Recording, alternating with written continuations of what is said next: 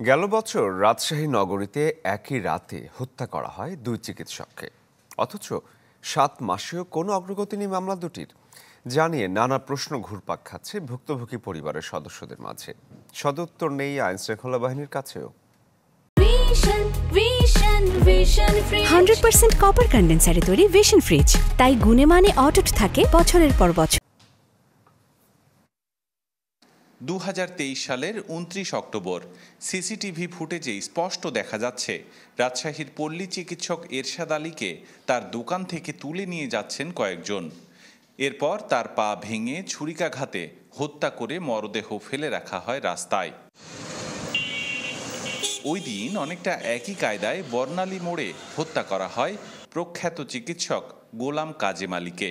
দুটি ঘটনাতেই ছাই রঙের মাইক্রোবাস ব্যবহার করেছে দুর্বৃত্তরা।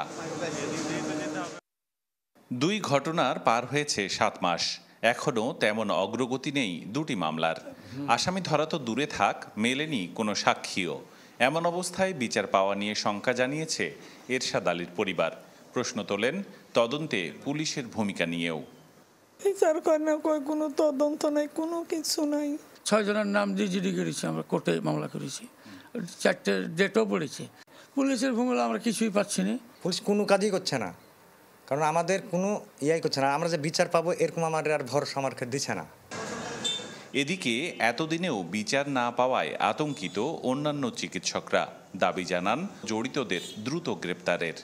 এরকম যদি হত্যাকাণ্ড করে কেউ পার পেয়ে যায়, আইনের আওতায় না আসে বা আইন শৃঙ্খলা বাহিনীর আওতায় আনতে না পারে, তাহলে সাধারণ মানুষ সহ চিকিৎসক সমাজ সবাই আতঙ্কের মধ্যে রয়েছে। যে কোনো সময় যে কোনো ঘটনা ঘটে যেতে পারে।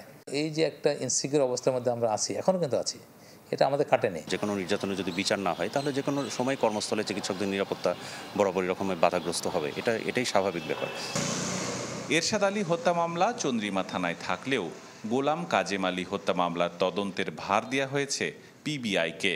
তবে এই মামলা নিয়ে কোনো তথ্য দিতে নারাজ পিবিআই। আর মহানগর পুলিশ বলছে তাদের কাছে থাকা মামলাটি সুরাহার চেষ্টা চলছে। সাক্ষ্য প্রমাণ সংগ্রহের জন্য আমরা চেষ্টা করছি এবং আমরা আশা করছি খুব শীঘ্রই এই মামলাটি তদন্ত কার্য সম্পন্ন করে পুলিশ রিপোর্ট দাখিল করতে সমর্থ হব। রাজনীতির প্রলেপ দিয়ে হত্যাকাণ্ড দুটিকে ভিন্ন খাতে প্রবাহিত করার চেষ্টা চলছে বলেও অভিযোগ ভুক্তভোগী পরিবারগুলোর। আবরার শাইর, চ্যানেল 24, রাজশাহী।